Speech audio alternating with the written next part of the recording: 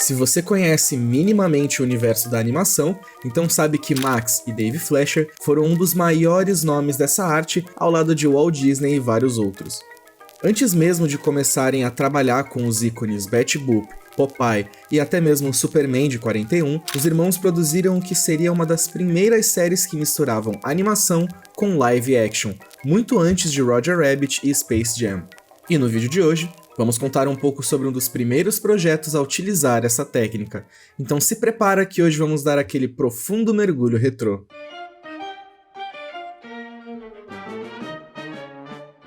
Bom, vamos situar aqui o nosso cenário mundial para falarmos dessa produção que é quase totalmente esquecida quando se trata da história da animação. Estamos falando de uma série que começou em 1918 e foi até 1929, chamada de Out of the Inkwell, que em português fica algo como Fora do Tinteiro, embora seja mais reconhecido pelo seu título em inglês. E tudo isso começa quando Max Fleischer, o principal produtor e roteirista da série, produz de maneira independente 3 curta-metragens entre os anos de 1914 e 1916, utilizando um aparelho revolucionário patenteado por Max Fleischer, conhecido como rotoscópio, que, como o próprio nome já diz, permitia aos artistas redesenhar quadros de filmagens reais para serem usados como base em uma animação, o famoso processo de rotoscopia. Pra quem não entendeu, sabe quando você é criança e tenta copiar um desenho colocando papel na frente do computador? Então, é basicamente o mesmo princípio, porém o aparelho é próprio para isso,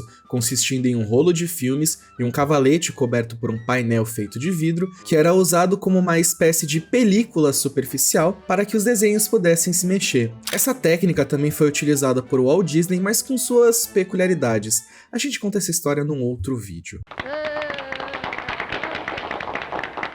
Voltando ao assunto central, Out of the Inkwell começou a ser produzido pela Bray Productions, que não existe mais. O enredo da série era bem simples, as histórias sempre começavam com Max Fleischer desenhando os personagens e um cenário num papel, para que assim suas criações se libertassem do tinteiro para viver aventuras no mundo real.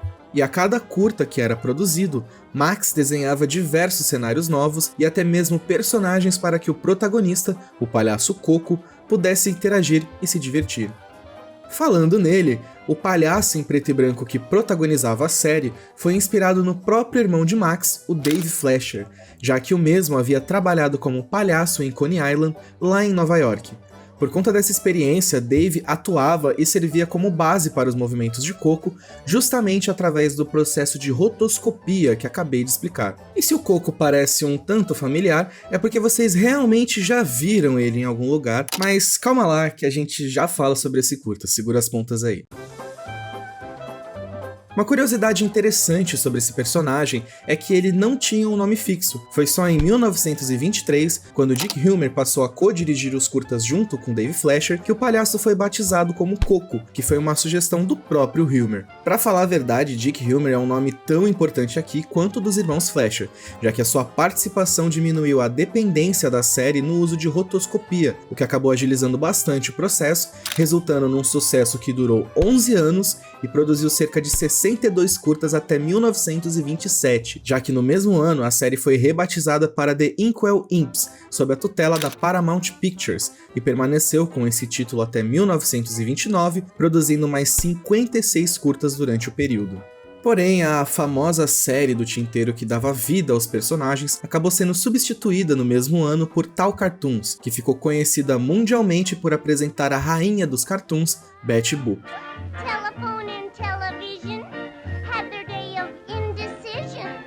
Por conta do sucesso de Tal Cartoons, o nosso querido palhaço estava aposentado e não chegava a aparecer muito nas histórias da Betty. Na maioria dos casos, Coco só fazia uma ponta como coadjuvante ao lado do seu cãozinho Bimbo, que era um coadjuvante do coadjuvante. Mas o nosso querido palhaço finalmente voltou a ter um pouco mais de espaço, graças a um dos curtas mais famosos da Betty Boop.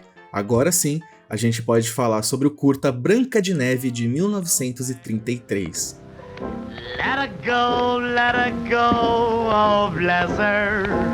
Coco aparece sendo um dos principais personagens que ajudam a Betty, aqui no papel de Branca de Neve, a escapar da Rainha Má. E essa cena que vocês acabaram de ver se tornou a mais clássica aparição do Coco, conquistando diversos fãs com seu carisma.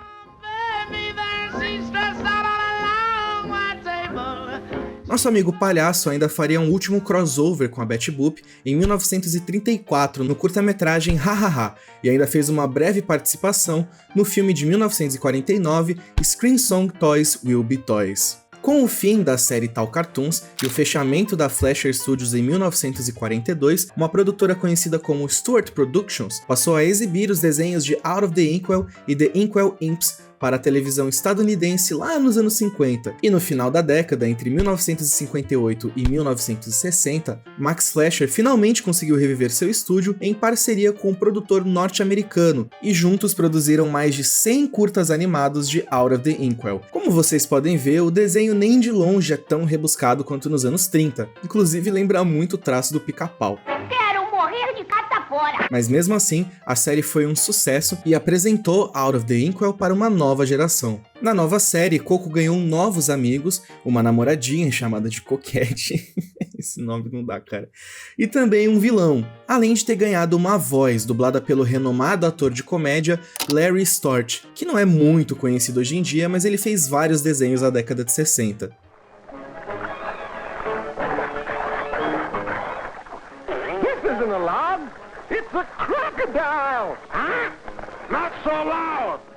Apesar do retorno glorioso, Out of the Inkwell da década de 60 não resistiu por tanto tempo quanto a série original, sendo oficialmente finalizada em 1962. Mas o fim da série não impediu o palhaço Coco de fazer uma última aparição ao lado de sua colega de trabalho Betty Boop.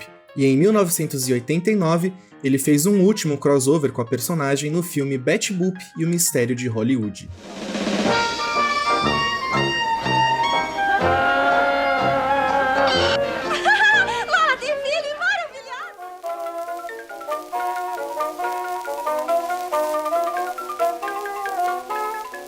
O legado de Out of the Inkwell permanece preservado até hoje e está disponível em domínio público, o que significa que você pode encontrar episódios das duas séries tranquilamente aqui no YouTube. E eu recomendo bastante, principalmente se você for um amante da animação.